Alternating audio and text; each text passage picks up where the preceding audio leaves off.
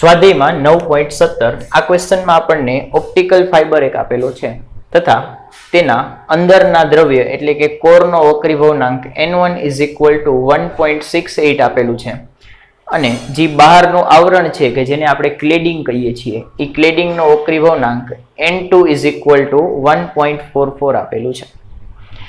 અહીંયા આપણને એવો ક્વેશ્ચન કરેલો છે કે જો આ ઓપ્ટિકલ ફાઇબરની અંદર આપણે પૂર્ણ આંતરિક પરાવર્તન થાય તે માટે આપાત કોણ I ની રેન્જ શું હશે, એટલે કે અહીંયા કેટલા આપાત કોણ સુધી આપણે કિરણને મોકલી શકીએ કે જેથી અંદરના બિંદુએ પૂર્ણ આંતરિક પરાવર્તન જોવા મળે। બરોબર, આ ફર્સ્ટ પાર્ટ હતો। બીજા પાર્ટમાં એવું પૂછ્યું છે કે જો બહારનું આવરણ આપણે કાઢી નાખીએ, માત્ર કોર જ રાખીએ, અંદરનું જ પદાર્થ રાખીએ તો ફરીથી આપાત કોણની રેન્જ ફાઇન્ડ કરવાની છે। આપણે સ્ટાર્ટ કરીએ તો જો આપણે ઓપ્ટિકલ ફાઇબરમાં I જેટલા આપાત કોણે કોઈ એક પ્રકાશનું ત્રાંસુ કિરણ મોકલીએ છીએ। આ પ્રકાશનું ત્રાંસુ કિરણ છે એ વક્રીભવન પામી R જેટલા વક્રીભવન કોણે આગળ વધે છે। R જેટલા વક્રીભવન કોણે આગળ વધી અને ઓપ્ટિકલ ફાઇબરની અંદરની સપાટી ઉપર આપાત થાય છે। તો આ બીજી સપાટી માટે આ ખૂણો આપાત કોણ થાય, બરાબર। આ લંબ હોય તો આ બીજી સપાટી માટે આપાત કિરણે લંબ સાથે બનાવેલો ખૂણો આપાત કોણ થાય કે જેને આપણે I ડેશ વડે દર્શાવીએ છીએ અને આપણે I ડેશ વડે દર્શાવીએ છીએ, બરાબર। હવે આ ખૂણો R છે તો આ ખૂણો પણ R થાય કારણ કે અહીંયા Z બને છે, બરાબર। આ ખૂણો R હોય તો આ ખૂણો પણ R થાય અને આ સમગ્ર ખૂણો 90 ડિગ્રીનો છે એટલે હું અહીં લખી શકું કે I ડેશ (90 - R। ફરીથી આ સમગ્ર ખૂણો 90 નો છે, આટલો ખૂણો R છે તો I ડેશ શું લખી શકાય 90 - બરાબર। અહીંયા હવે આપણે પૂર્ણ આંતરિક પરાવર્તન ક્યારે થાય એની બે શરત આપણે જાણીએ છીએ કે પૂર્ણ આંતરિક પરાવર્તન થવા માટે પહેલું તો પ્રકાશનું કિરણ છે એ ઘટમાંથી પાતળામાં જવું જોઈએ। તો અહીંયા જો આ ઘટ છે n1 અને n2 પાતળું છે એટલે પહેલી શરત ફોલો થાય છે। બીજી શરત શું છે કે આપાત કોણ છે એ ક્રાંતિ કોણથી મોટો હોવો જોઈએ। તો અહીંયા આપાત કોણ કોણ છે? આપાત કોણ છે I ડેશ। આપાત કોણ I ડેશ છે એની કિંમત ક્રાંતિ કોણથી મોટી હોવી જોઈએ। તો આપણે અહીંયા પૂર્ણ આંતરિક પરાવર્તન થાય છે તે સાબિત કરવા માટે પહેલા તો ક્રાંતિ કોણ ફાઇન્ડ કરવો પડે, બરાબર। તો ત્યાંથી આપણે સ્ટાર્ટ કરીએ કે અહીં ક્રાંતિ કોણ અહીંયા આ બિંદુ માટે અને કંઈક નામ આપી દઈએ કે n નામ આપી દઈએ। અહીં n બિંદુ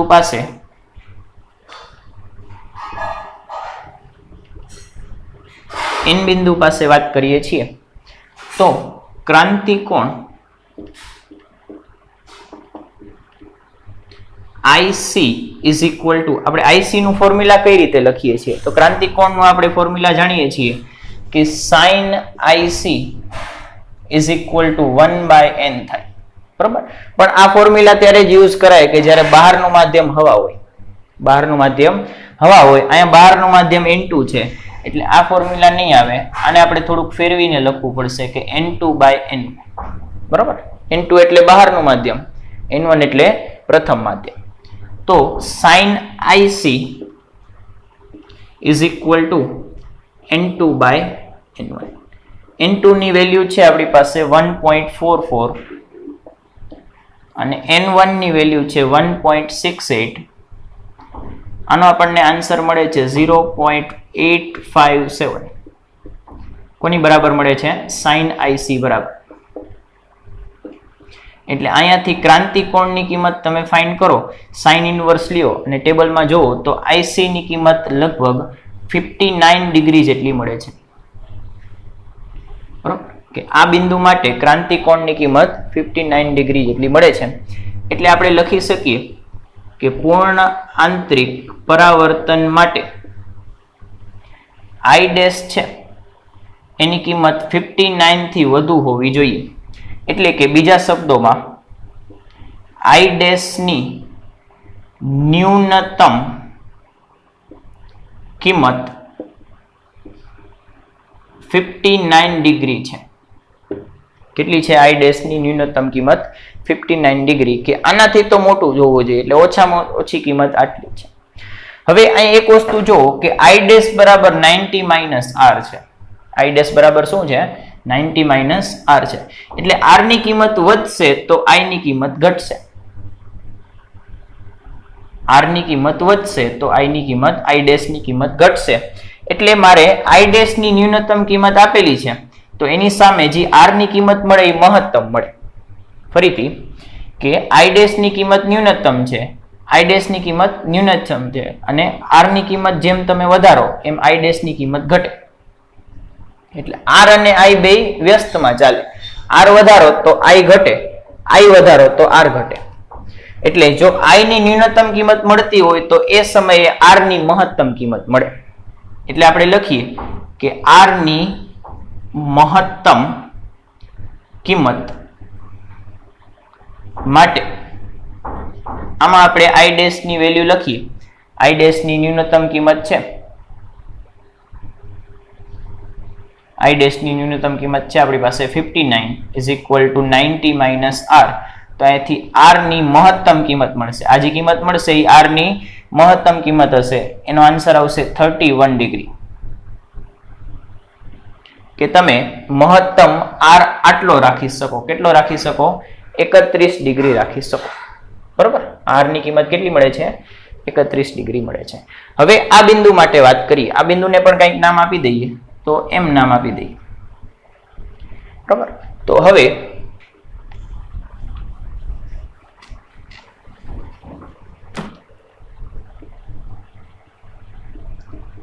એમ બિંદુ પાસે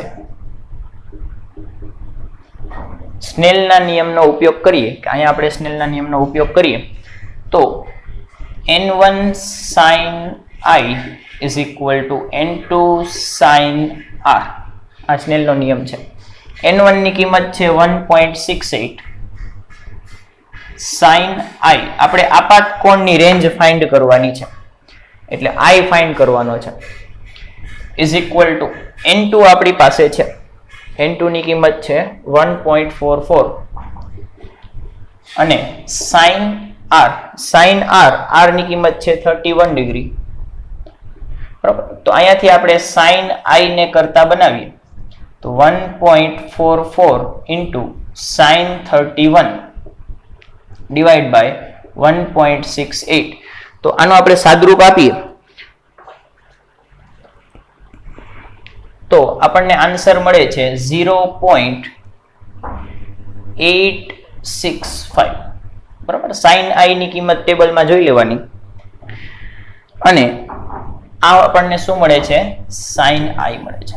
તો આની ઉપરથી i ની કિંમત આપણે મેળવીએ તો i ની કિંમત અંદાજિત મળે છે 60 ડિગ્રી જેટલી મળે છે. i ની કિંમત કેટલી મળી? 60 ડિગ્રી. બરાબર. એટલે આપણે કહી શકીએ કે i છે એ મહત્તમ 60 ડિગ્રી સુધી જ તમે લઈ શકો. 60 ડિગ્રી થી વધારે i લ્યો તો r ની કિંમત 31 થી વધી જાય, એટલે કે આની કિંમત 59 થી ઘટી જાય. બરોબર. એટલે આપણે એવું લખીએ કે અહીં i ની એટલે કે આપાત કોણની મહત્તમ કિંમત 60 ડિગ્રી મળે છે. તેથી i ની રેન્જ 0 ડિગ્રી થી 60 ડિગ્રી, અથવા તો આને બીજી રીતે લખીએ કે તેથી 0 greater than i greater than 60 degree. આ રીતે આપણને i ની રેન્જ મળે છે. આ આપણો ફર્સ્ટ આન્સર. બરાબર. તો અહીંયા આપણે તમે દાખલાનો ફ્લો જો ફ્લો કઈ રીતે જાય છે તો પહેલા તમે ક્રાંતિ કોણ ફાઇન્ડ કર્યો છે, પછી એને આપાત કોણ સાથે સરખાવ્યો છે, આપાત કોણ પછી r ફાઇન્ડ કર્યું છે, r પરથી i ફાઇન્ડ કર્યું છે. તો આ ફ્લો ચાલે છે. બરાબર. હવે બીજા પાર્ટમાં આપણે શું પૂછ્યું છે કે જો બહારનું આવરણ દૂર કરો તો ફરીથી i ની રેન્જ ફાઇન્ડ કરો. બહારનું આવરણ દૂર કરી નાખીએ તો બહારનું માધ્યમ શું થઈ જાય? તો બહારનું માધ્યમ હવા થઈ જાય.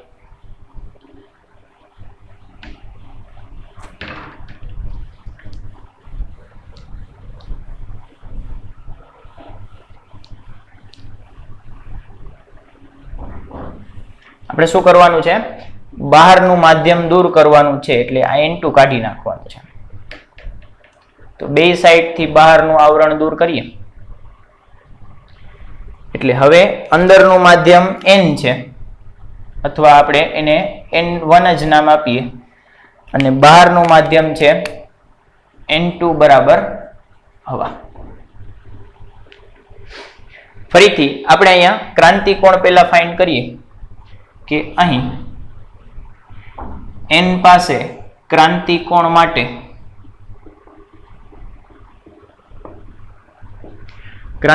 માટે sin IC is equal to N2 by N1. N2 આપણી પાસે છે 1 અને N1 ની કિંમત આપણી પાસે છે 1.68. અહીંયાથી આપણે IC ની વેલ્યુ ફાઇન્ડ કરીએ તો IC ની વેલ્યુ અંદાજિત આપણને મળે છે 39 ડિગ્રી જેવી કંઈક મળે છે. IC ની વેલ્યુ 36.5 ડિગ્રી મળે છે. આ ક્રાંતિકોણ છે આ બિંદુ. હવે આપણે પહેલા કરતા થોડીક ઊંધી પ્રોસેસ ફોલો કરીએ છીએ કે તમે જો કે I ની મહત્તમ કિંમત કેટલી લઈ શકાય. I ની આપાત કોણની મહત્તમ કિંમત કેટલી લઈ શકાય? તો આ ખૂણો તમે મહત્તમમાં મહત્તમ આ રીતે લઈ શકો, એટલે કે I ની મહત્તમ કિંમત તમે આ 90 ડિગ્રી કરી શકો, એનાથી ન વધે. બરોબર? તો આ રીતે આપણે સ્ટાર્ટ કરીએ છીએ કે જે આપાત કોણ છે, આ આપાત કોણ છે I, એની આપણે મહત્તમ કિંમત 90 ડિગ્રી લઈ શકીએ. કે હવે આપાત કોણ I ની મહત્તમ કિંમત 90 ડિગ્રી હોઈ શકે, આનાથી વધારે આપાત કોણ હોય નહીં. તો અહીંયા આપણે સ્નેલનો નિયમનો ઉપયોગ કરીએ કે M બિંદુ પાસે N1, આપણે સ્નેલના નિયમનો ઉપયોગ કરીએ તો N1 sin I is equal to N2 sin R. N1 તો છે 1.68, sin I ની કિંમત આપણે 90 લઈએ છીએ is equal to N2, બહારનું માધ્યમ હવા છે એટલે 1 sin R. તો આની ઉપરથી આપણે sin R ની વેલ્યુ ફાઇન્ડ કરીએ તો R ની કિંમત જ સીધી લખીએ કે તમે અહીંયાથી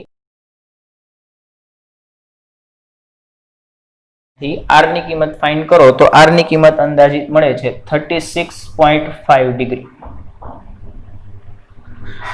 બરાબર? R ની કિંમત કેટલી મળી? I બરાબર 90 ડિગ્રી લ્યો.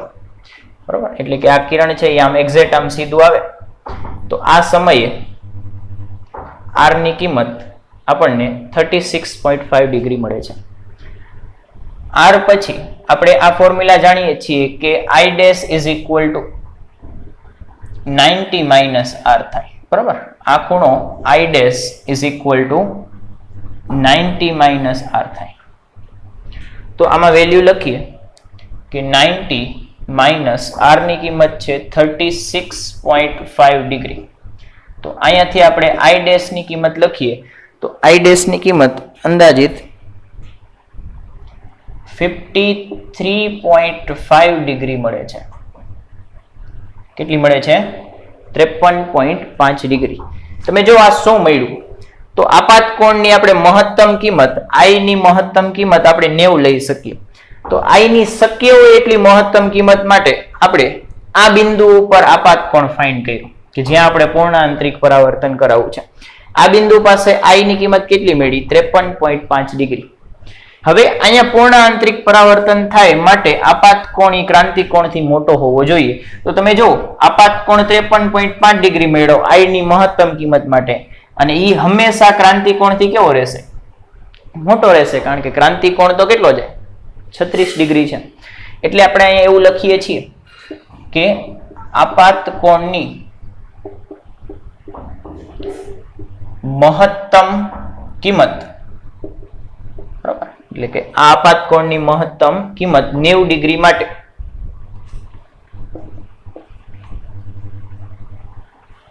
ઓપ્ટિકલ ફાઇબરના n પાસે I ડેશ 53.5 ડિગ્રી મળે છે, જે ક્રાંતિ કોણ IC કેટલું છે? આ 36.5 ડિગ્રી થી મોટો છે, એટલે કે I dash greater than IC. એટલે તમે હવે 0 થી 90 વચ્ચે કોઈ પણ ખૂણે કિરણ મોકલો એ હંમેશા મોટું જોવાનું છે, કારણ કે 90 ડિગ્રી વાળું જ ક્રાંતિ કોણથી મોટું થઈ ગયું તો એનીથી ઓછા કોણ વાળા બધાય એ ક્રાંતિ કોણથી મોટા જશે. એટલે આપણે લખીએ છીએ કે અહીં કોઈ પણ આપાત કોણ માટે, કોઈ પણ આપાત કોણ એટલે 0 થી 90 રાખવાનું, કોઈ પણ આપાત કોણ માટે પૂર્ણ આંતરિક પરાવર્તન થશે. બરાબર, આ આપણા ક્વેશ્ચનનો બીજા બી પાર્ટનો આન્સર.